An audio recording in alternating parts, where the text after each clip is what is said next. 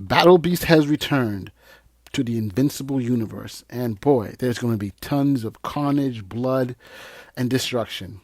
Welcome back to the Spin Rack. This is Mars here, and today we're doing another Love It or Skip It review. Today we're going to be talking about Battle Beast number 1. Yes, we're talking about Battle Beast from the Invincible universe. You know, a character who's highly popular with the fandom, and that Kirkman said, hey, we got to do this. Battle Beast's real name is Stark. He was an alien warrior who became a warlord and brought peace to his world by his brutal methods. He was always going out for a challenge. And so from a warrior to a warlord to the conqueror of his world where he was able to impose peace on it, he did it all.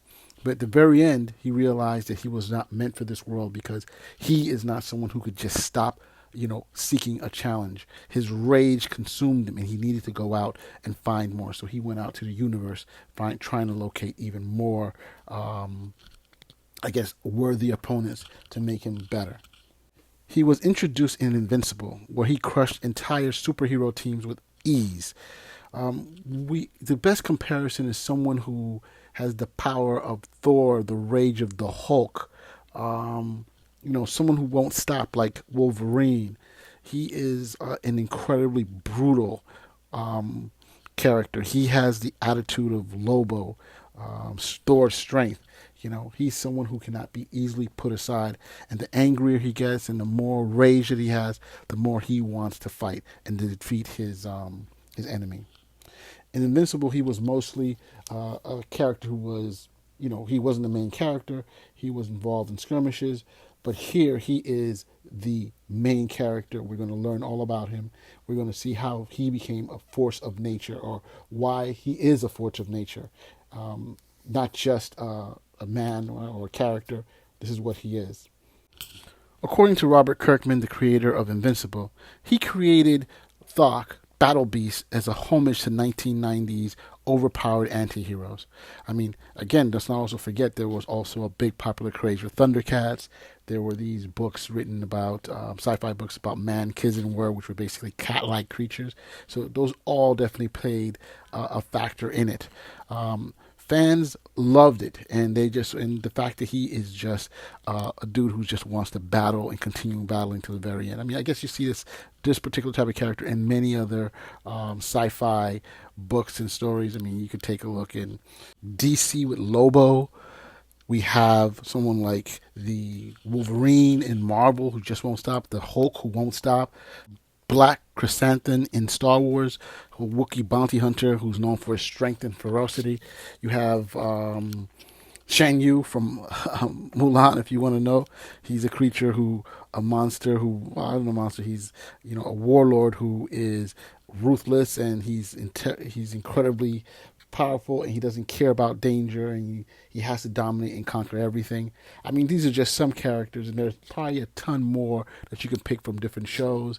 I guess Star Trek Worf, if that's something that you want. But he, in this instance, is someone very similar to that. He just won't stop. He can't stop. The story starts with him basically fighting off Markin in Invincible and just defeating everybody.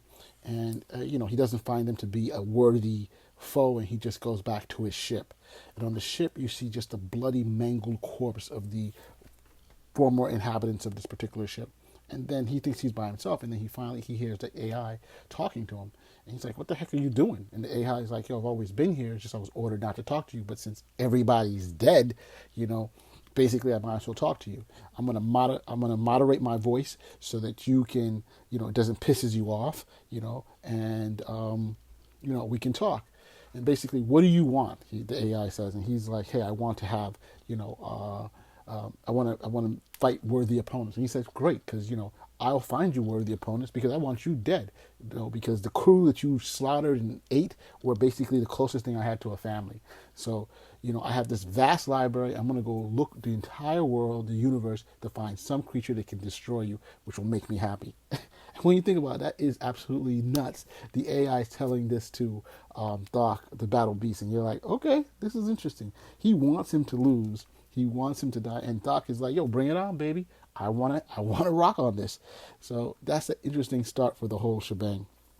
It seems too that these and of course all these battles are going to be brutal, bloody, and he's going to have to test himself to the max because that's the way it is.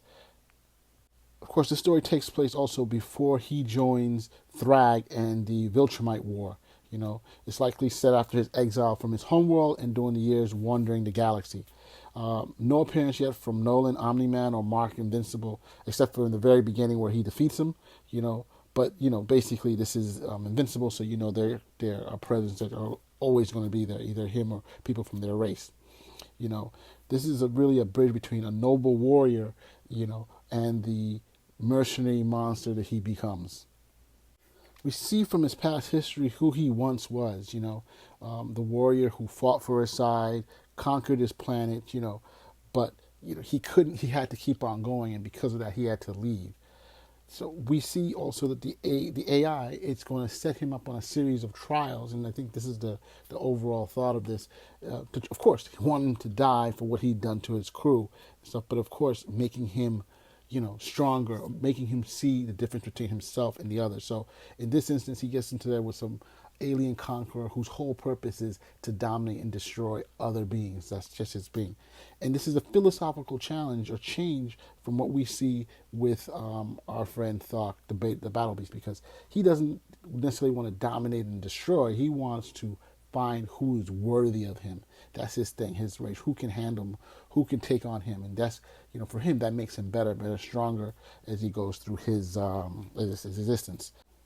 Now let's talk about there were 150,000 copies of these comics shipped out. One of the biggest sellers of 2025. There are over 25 stunning variant covers of Thok's Battle Beast. It is really crazy that this blew up, and of course, it's all partially based on the Invincible, how popular Invincible is. It's a story that one contained story that people can watch on TV, see what's happening there, and go back to the comic and say, hey, there's no major changes, as opposed to having different variations of Batman and different Supermans and stuff. This is all one thing that's continuing through Kirkman and his Skybound, which I think is a fantastic thing. I think other comics should do this more, emulate it, probably it'll be more popular. Of course, people like the blood, the anti-hero stuff, but it is something that's impressive, especially in this day and age, and probably a lot of young people are interested too. So the question I have for you is, what do you think of Battle Beast 1? Should I continue to review it? Should I review number 2? Should he? The question is, when is he going to appear in the Invincible animated show?